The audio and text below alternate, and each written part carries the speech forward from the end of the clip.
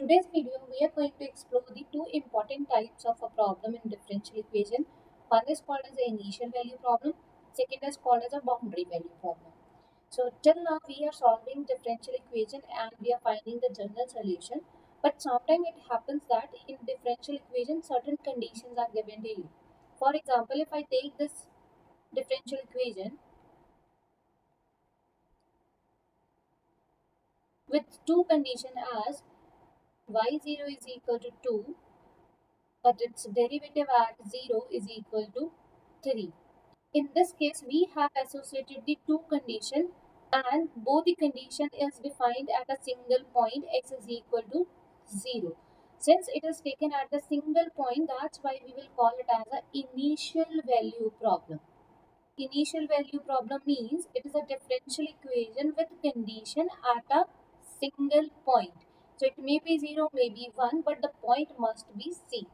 So whenever we have a differential equation of this form, suppose we are taking the second order differential equation and the condition is given as the value of y at 0 is equal to 1, but its value at pi is equal to 2. So now we have taken the two different points in the condition and such type of a point is called as a boundary point. Due to this, it is called as the boundary value problem. So whenever we are taking a differential equation with condition at two or more points. So whenever we are taking a differential equation with condition at two or more points, in that case, such differential equation is called as a boundary value problem. Whereas whenever we are taking a differential equation with conditions, but the condition is mentioned at one point,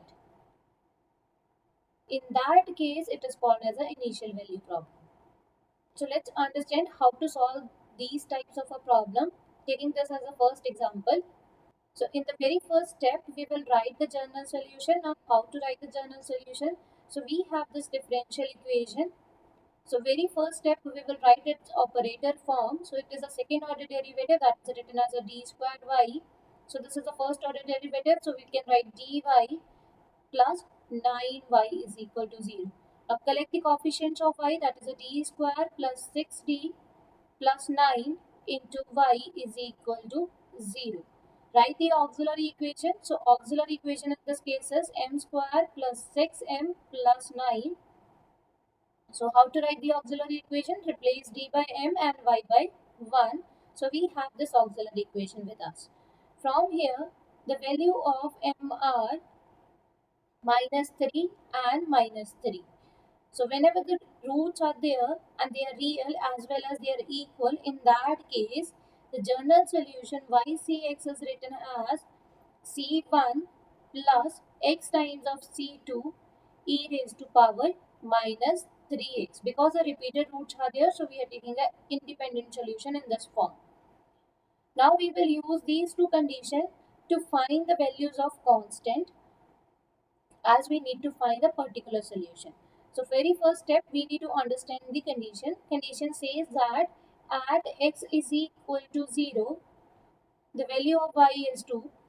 And in this case, it says that at x is equal to 0, its derivative value is 3. So first we will find its derivative. So what is the derivative of this one? So its derivative is, so we can use the product rule. So this is a c1 plus x c2, the first function as it is. So derivative of this one is e raised to power minus 3x into minus 3 plus, now second function as it is. So derivative of first one is, the constant derivative is 0 plus derivative of this one is a c2. So final expression we have minus 3 times of c1 plus x c2 e raised to power minus 3x plus, from here we have c2 e raised to power minus 3x. Now we will substitute the condition at x is equal to 0. So when you put x is equal to 0 in a first equation, we have y0 is equal to. So when you put 0, this is a c1 plus. So 0 into something, that is a 0. e raised to power minus 3 into 0. So it will be e raised to power 0. So e raised to power 0 is 1. So we are getting simply 1 in this case. The value of I0 it is given as a 2. So finally we have the value of C1 is equal to 2. Now we need to use the second condition. So in the second condition it is given that the derivative value at 0 is equal to 3. So we will use this expression. So now in this case derivative value. Now put x is equal to 0 in equation 2. We have minus 3 C1. So this is 0. 0 into something is the 0. E raised to power minus 3 into 0, that is the 1, plus C2 e raised to power minus 3 into 0, again 1. So derivative value at 0 it is given as a 3. So this is equal to minus 3 C1 plus C2. So the value of C1 is 2. Substitute over here. So we have 3 is equal to minus 6 plus C2. So finally we have the value of C2 is equal to 3 plus 6. So this is equal to 9. So finally we have value of C2 is equal to 9 and value of C1 is 2. So particular solution in this case is. So how to find a particular solution? So we will take this general solution and put the value of C1 and C2. So substitute C1 and C2 over here. So final answer yx is equal to, that is 2 plus x into 9, that is a 9x e raised to power minus 3x, and that is the final answer.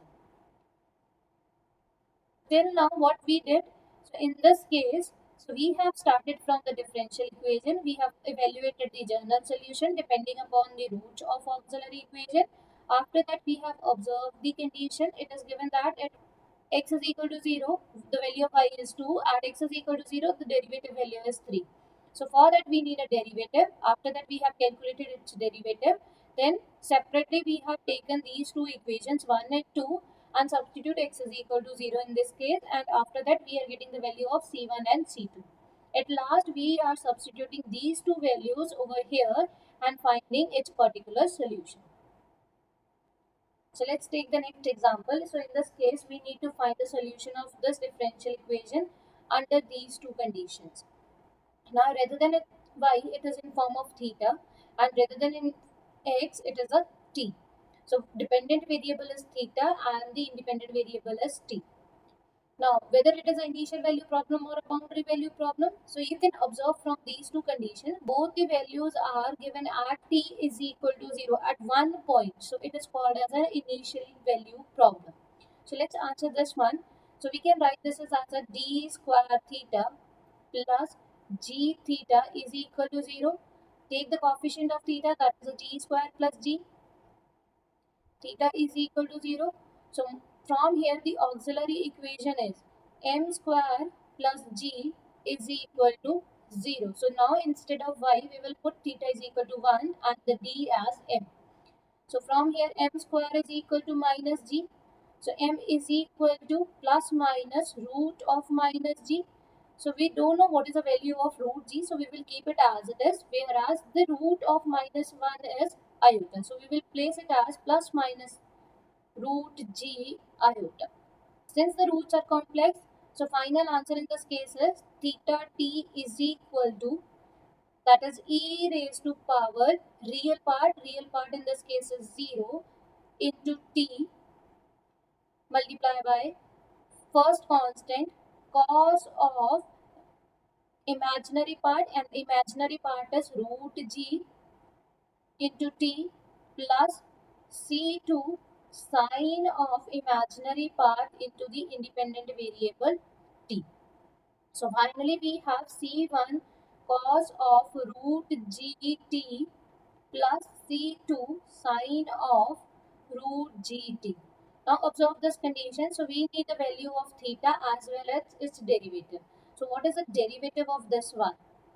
So derivative in this case is c1. So derivative of cos is minus sine gt and the derivative of this angle is into root g. So we are taking a derivative with respect to t plus c2. So derivative of sine is cos root g into t, and the derivative of this angle again is root g. So finally we are having root g as common, c1 that is a negative sign, sine root g into t plus c2 cos of root g into t. Now we will use these two conditions. Both the condition is given at t is equal to 0. So at t is equal to 0. So let's take this as the first equation and this is as the second equation. So from 1 we have theta 0, that is equal to, put t is equal to 0. So root g into 0, that is 0. So cos of 0 is 1. So we have simply c1 over here. So then sine root g into 0. So when you take t is equal to 0, we have the angle as a 0 and sine 0 is 0. So finally we are getting a c2 into 0. So what is the value of theta 0? So that is a. So we can write this as is equal to c1 is equal to a.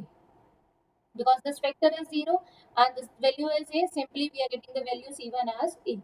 Now take its derivative value at t is equal to 0. So derivative at 0. So when you take t is equal to 0, sine 0 is 0. So we are getting simply root g.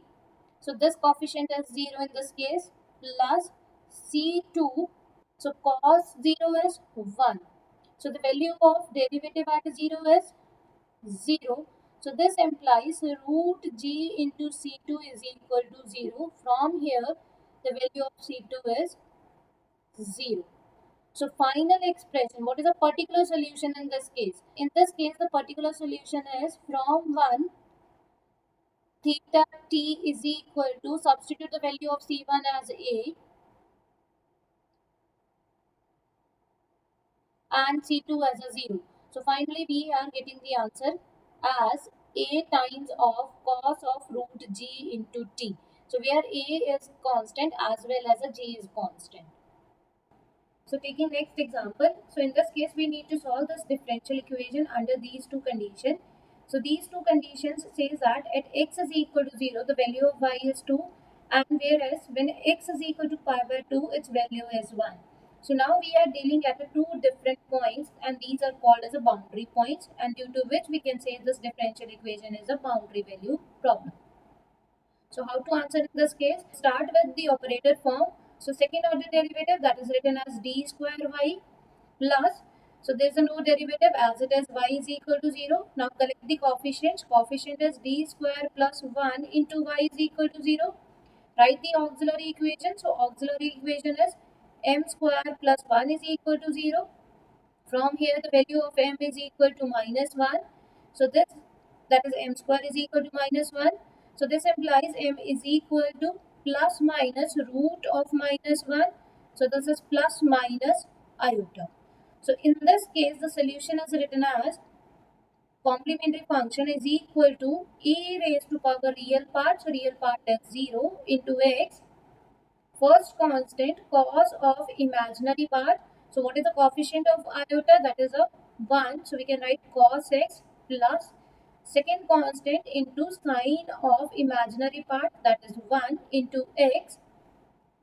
Simplify this, we have c1 cos of x plus c2 sine of x.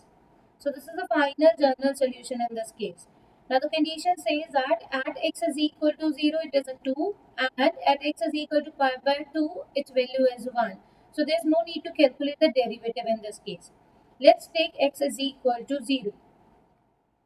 So when we are taking x is equal to 0 in first equation, so we have y0 is equal to c1, so cos 0 is 1 plus c2 sin 0 is 0. So y0 is equal to 2 and finally we are getting the value of c1 is equal to 2. Now take x is equal to pi by 2. So when you're taking x is equal to pi by 2, we have y at pi by 2, that is equal to, so c1, so cos pi by 2 is 0 plus c2 sin pi by 2, that is a 1. The value of y at pi by 2 is given as a 1, so use this condition. So 1 is equal to c2, so means the value of c2 is equal to 1. So finally the particular solution is, that is yx is equal to twice of cos of x plus sine of x, and that is the final answer.